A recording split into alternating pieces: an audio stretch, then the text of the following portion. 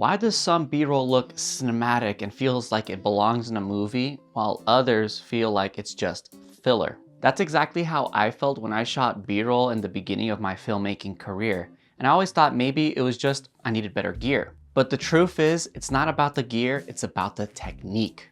So I'll be sharing the 5 techniques that changed my B-roll from being boring to cinematic masterpieces that'll hopefully help you. And if you stick around to the very end, I got a bonus tip that a lot of beginner filmmakers miss when shooting their B-roll. Hi, my name is Bruno Pozo. I'm a commercial filmmaker here in Bend, Oregon, and I make weekly videos on filmmaking technique, gear, and how to make money with your camera. If that interests you, hit that like and subscribe. The first technique that's going to serve as the foundation for capturing cinematic B-roll is a formula known as wide, medium, tight. All this means is that for every location or action, you want to have 3 different types of shots. One wide that shows off the scene and captures a lot of detail. A medium that gets you closer to the action so you can see more of what's going on. And a tight, which is like a detailed close-up shot that really shows little tiny details that might be missed in person. By focusing on capturing these 3 shots, you guarantee that you have enough footage in the edit to tell a compelling story. And although this seems really simple, it's very easy to overlook one of these angles or sometimes focus on just one over the others. And so on set, what you really want to be doing is mentally reminding yourself, okay, for every action or scene that's happening, you want to capture a wide version of it, a little closer, medium tight version of it, and then a tight close-up version of it, just so you have a lot of puzzle pieces that you can play with when you finally go to edit the video. But this isn't enough to capture cinematic B-roll. For that, we really need to work on our composition. And one of the easiest ways to improve our composition is with this next technique. Our cameras capture a 3D world and make it into a 2D flat image that we view on a screen. But we don't want to be limited by this flat 2D space, and so we want to create the illusion of 3 dimensions. And so one of the easiest ways to do this is by using a foreground element. A foreground element is anything that's relatively closer to the camera than your subject is. So in this case, my hand is acting as a foreground element because it's closer to the camera. I'm in the middle ground, and then you got the background all behind me. By far, including a foreground element in some of your shots is the easiest way to give the illusion of 3 dimensions. Now, this isn't the only way to give the illusion of 3-dimensional depth. You also have, shallow depth of field. You also got leading lines and other various techniques. But like I said, a foreground element is very easy to include. I often just use any sort of everyday objects in my scene. Sometimes it can be a chair, a table, even a wall if you really hug up close to it. And by doing that, you're allowing the 2D image to become 3D. And that just makes it that much more cinematic. This is such an easy and simple technique to implement, so I highly encourage you to do it on your next shoot. Now we can go on to the next technique, which is all about angle variety. You see, what's very natural when you grab a camera is to put it to your eye and then start recording. But then everything is shot at your eye level, which most of the time isn't that interesting. And that's because most people are already seeing things at eye level, so you're not providing a unique perspective for them. And so the trick here is you want to learn to start getting low and also start getting high.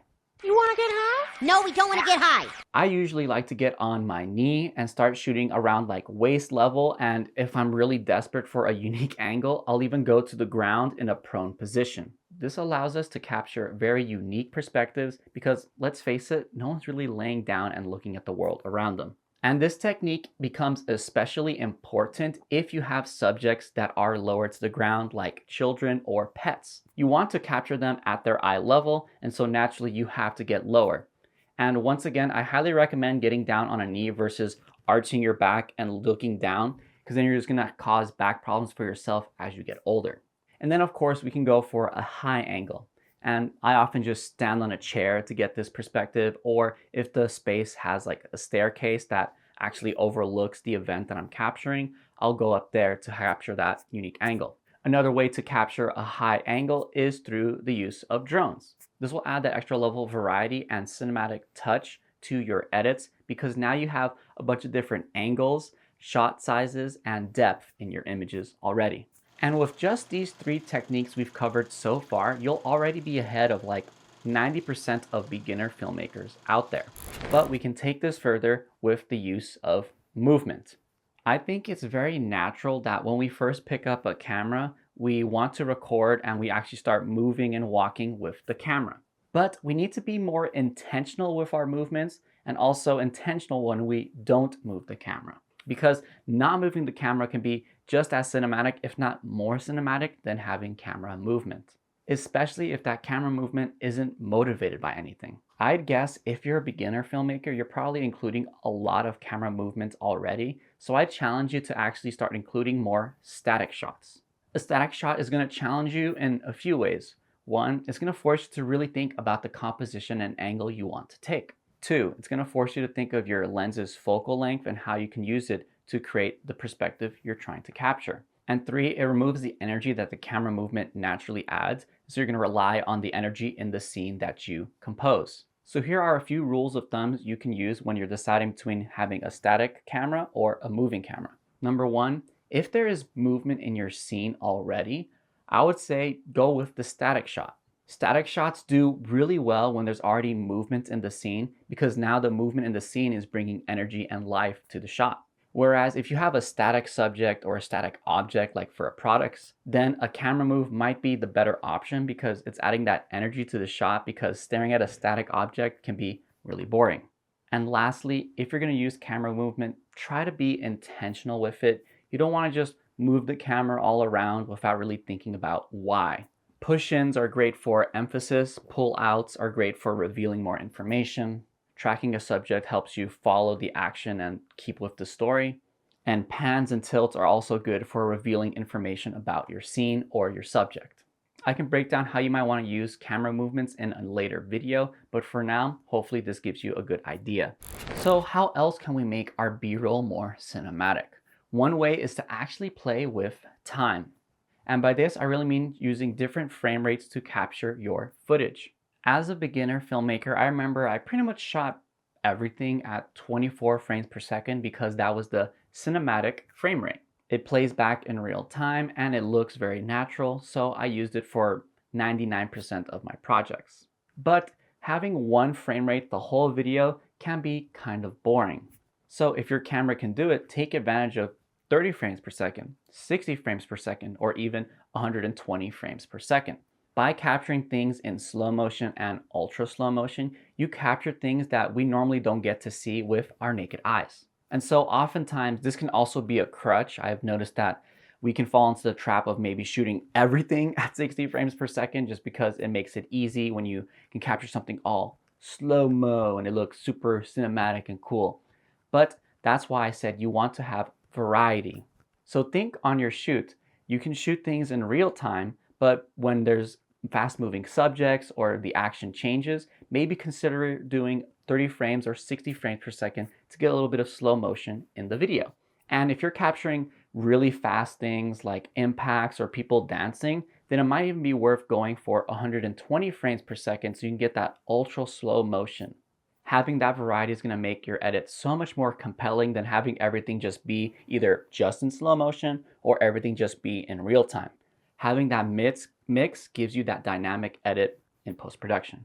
Now for sticking around all the way until the end, here's that bonus tip that I promised that most beginner filmmakers miss. And that's actually not recording long enough clips. I unfortunately dealt with this like just a week ago when I was working with a subcontractor, and when I got the footage back from her, most of the clips were 1 to 5 seconds long.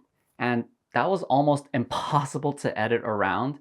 There's not many options I can do. If whatever shot she got is what she got, if it was shaky or not, or if the action was like interesting, I only get like the 2 seconds of someone hugging and then I have nothing left. And so I can't elongate that clip, but I get it. I think when I started, I also did maybe like 10-second clips most of the time. And that's a very common trap. And so you just want to avoid it.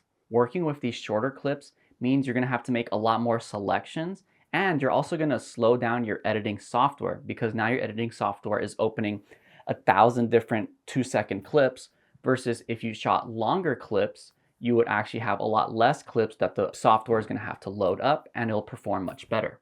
And the great thing about shooting longer clips is that you can capture the wide, medium, and tight all in one clip. And so I'm often recording for 30 seconds, a minute, 2-minute long clips where I'm capturing the scene as it naturally unfolds. This gives me so much opportunity to find the exact right moment in the video file when I'm editing. Of course, it's going to cause a little bit more storage than those 1 to 2 second clips, but I promise you it's well worth it. So that's all the techniques I have for you today for capturing more cinematic B-roll in your projects. What tips do you have? Be sure to share them in the comment section below so we all can grow and improve together. If you like filmmaking technique breakdowns just like this, you can check out my full playlist here. Thank you so much for watching all the way until the end. I appreciate every single one of you who do, and I'll see you in that next video. Peace.